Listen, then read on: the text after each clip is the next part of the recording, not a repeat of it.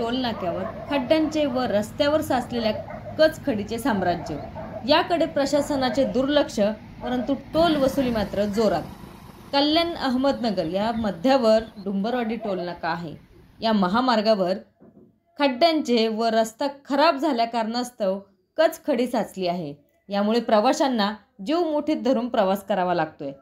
यात अपघात होऊ शकतो। त्याचप्रमाणे टोल नाक्यावर डिवायडर खराब झाले, साईड पट्ट्यांवर गवताचे प्रमाण जास्त आहे, यामुळे गाड्यांचा फलक दिसत नाही। अशा परिस्थितीत टोल देऊनही प्रवाशांना सुखकर प्रवास करता येत नाही।